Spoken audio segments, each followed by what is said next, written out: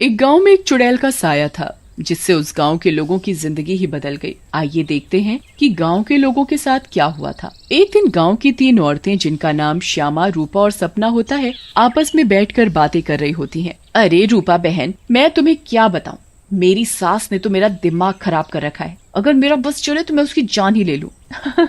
अरे क्या हुआ श्यामा बहन, इतना गुस्से में क्यों हो? शांति मौसी ने क्या कर दिया? हाँ तुम घर में अकेली हो ना, इसीलिए इतने मजे से रहती हो। हमसे पूछो जिनकी सास है, एक तो खाती हैं इतना, रोटी बना बना कर मेरे तो हाथ ही थक जाते हैं, ऊपर से हर काम में कमियां निकालती हैं। सही कह रही हो श्यामा बहन, मेरी कहानी भी कुछ कुछ तुम्हारी तरह ही है। मैं तो जरा सा अपने मर्द के साथ बैठ क्या जाऊं, पता नहीं कहां से बुढ़िया को खबर मिल जाती है, वहीं आकर सर पर खड़ी हो जाती है। हाँ ये तो चिंता की बात है सपना बहन, मौसी को समझाओ, नहीं तो दादी कैसे बनेंगी। रूपा की बात सुनकर तीनों जोर जोर से हंसने लगती हैं। तभी उनकी नजर एक गोलगप्पे वाली पर पड़ती है। गोलगप्पे वाली बहुत ही सुंदर होती है, उसे देखकर तीनों से रहा नहीं जाता और वो तीनों गोलगप्पे वाली के पास चली जाती हैं। अरे तुम तो औरत होकर गोलगप्पे बेच रही हो। ये तो पहली बार देखा है। अरे तो बहन, इसमें बुराई क्या है, कौनो गलत काम थोड़ी ना कर रहे हैं, मेहनत कर रहे हैं। वैसे आप लोग खाओगे गोलगप्पे? बातें तो बहुत अच्छी बनाती हो, चलो देखते हैं गोलगप्पे कैसे हैं। उसके बाद श्यामा और सपना दोनों गोलगप्पे खाने लगती हैं और रूपा वहीं खड़ी हो जाती है। रूपा को ऐसे खड़े देख गोलगप्पे वाली बोलती है, अरे बहन, आप नहीं खा रही गोलगप्पे? क्या हुआ, कहीं आपको अपने फिगर खराब होने का डर लग रहा है क्या? अरे नहीं नहीं, ऐसी बात नहीं है, मैं बस बाहर का सामान कम खाती हूँ और कोई बात नहीं, इन दोनों को खाने दो। श्यामा और सपना गोलगप्पा खाने के बाद बोलती हैं, अरे वाह गोलगप्पे वाली, क्या गोलगप्पे हैं, मुंह से तो स्वाद ही नहीं जा रहा, मजा आ गया। ऐसे गोलगप्पे मैंने जिंदगी में कभी नहीं खाए, तुम तो रोज आया करो, मैं तो रोज ही खाऊंगी। हाँ हाँ हाँ बहन जी, ये भी कहने की बात है, अब तो मैं रोज ही आया करूंगी, नया नया काम जो खोला है।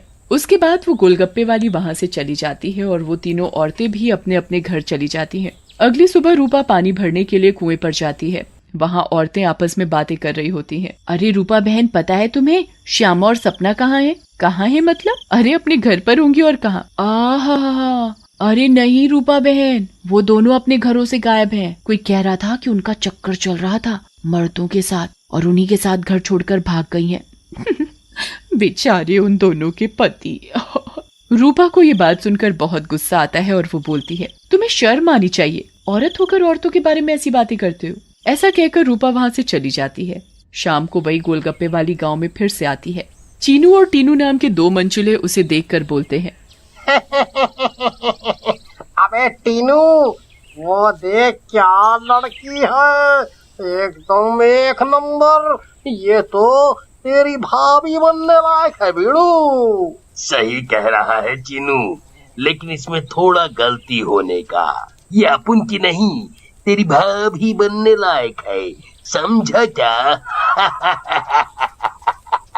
फिर वो दोनों गोलगप्पे वाली के पास जाते हैं और बोलते हैं, ए गोलगप्पे वाली, क्या गोलगप्पे खिलाएगी हम दोनों को? आप दोनों भी कैसी बातें करते हैं, ये गोलगप्पे क्या मैंने पानी भरकर होली में मारने के लिए रखे हैं? आप बहुत मजाक किया हो मेरी तरह। वैसे क्या नाम है आपका? नाम में क्या रखा है साहब, आप गोलगप्पे खाइए ना, अगली बार आऊंगी तो नाम भी पता चल जाएगा।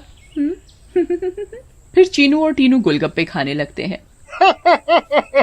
वाह, क्या गोलगप्पे हैं, इतने टेस्टी, लगता है तुम्हारे हाथ चूम लूं। मजा आ गया, मजा। फिर टीनू और चीनू गोलगप्पे वाली के सारे गोलगप्पे खा जाते हैं। अरे आप दोनों तो बहुत सारे गोलगप्पे खा गए, कहीं आपका पेट ना खराब हो जाए। कुछ नहीं होगा हम दोनों को, हम दोनों का बॉडी एकदम स्टील के माफिक है। वैसे कल आएंगी आप यहाँ? लेकिन गोलगप्पे वाली कुछ नहीं बोलती और वहाँ से चली जाती है। रात में ज्यादा गोलगप्पे खाने की वजह से टीनू और चीनू के पेट में दर्द होता है। हाय रे, मर गया। अरे टीनू भाई, ये लड़के का चक्कर अपन दोनों के लिए भारी पड़ गया रे। बहुत तेज दर्द हो रहा है पेट में।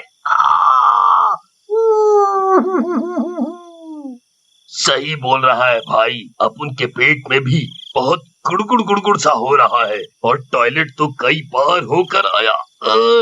मर गया रे, फिर से आ गई। टीनू और चीनू दर्द के मारे पेट पकड़कर बैठे होते हैं। तभी वो गोलगप्पे वाली उनके पास आ जाती है और बोलती है, क्या हुआ मेरे आशिकों, ऐसे क्यों बैठे हो, पेट में दर्द हो रहा है क्या? तुम्हें पता था क्या मिलाया है तुमने इसमें, बताओ। लेकिन तभी गोलगप्पे वाली चुड़ैल के रूप में आ जाती है। उसे ऐसे देखकर टीनू और चीनू दोनों घबरा जाते हैं और भागने लगते हैं। ये क्या हो गया अपन लोगों के साथ? हम तो परी समझ रहे थे, ये तो चुड़ैल निकली। अब हम क्या करेंगे?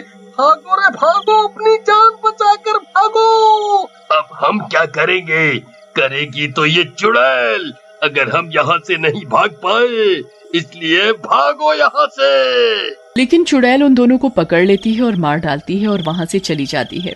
इसके बाद तो मानो ये रोज की बात हो जाती है। रोज वो चुड़ैल गोलगप्पे वाली बनकर आती और गोलगप्पे खिलाकर रात में लोगों को मार डालती। इन सब से गांव वाले बहुत परेशान हो जाते हैं और एक दिन पंचायत बिठाते हैं। पंचायत में रूपा भी जाती है। अरे भाइयों, गांव संकट में है, हम सबको मिलकर इस समस्या का समाधान निकालना पड़ेगा, नहीं तो एक एक करके पूरा गांव ही खाली हो जाएगा। तभी रूपा का पति दीनू बोलता है, लेकिन सरपंच जी, हमें तो कुछ पता नहीं है कि ये सब कौन कर रहा है, या लोग अपने आप घर छोड़कर जा रहे हैं।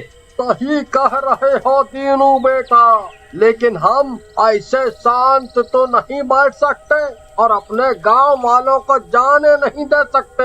हमें कुछ तो करना ही होगा।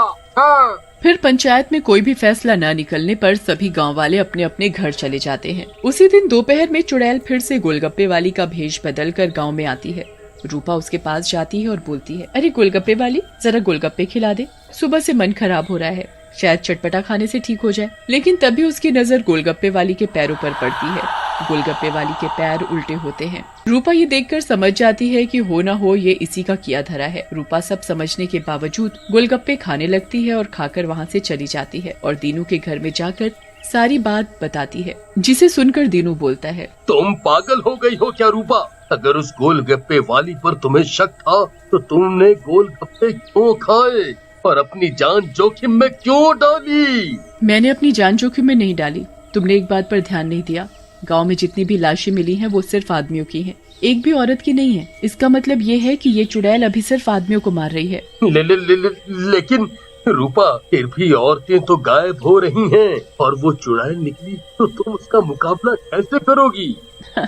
हम औरतों में बड़ी शक्ति होती है, हम अगर अपनी पर आ जाएं तो किसी को भी अपने बस में कर लें। ये तो एक चुड़ैल है, इसे मैं देख लूंगी। तुम चिंता मत करो। फिर रूपा और दीनू अपने कमरे में सो जाते हैं, लेकिन रूपा की चिंता में दीनू को नींद नहीं आती और वो आंख बंद करके लेटा रहता है। रात में चुड़ैल उन दोनों के कमरे में आती है और रूपा को यूं आराम से सोते हुए देखकर हैरान रह जाती है। ये औरत तो वाकई बहुत निडर है, क्या मत सो रही है, लेकिन आज के बाद डरेगी।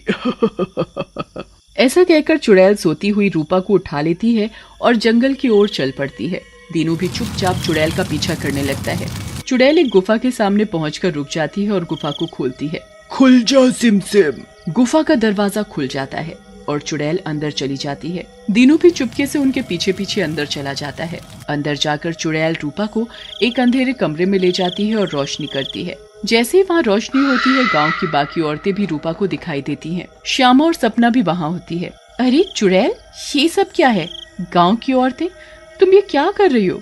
लेकिन चुड़ैल कुछ नहीं बोलती। रूपा बहन, ये चुड़ैल पूर्णिमा के दिन हम सब औरतों की बलि देगी, बचा लो हमें। ये बचाएगी तुम्हें।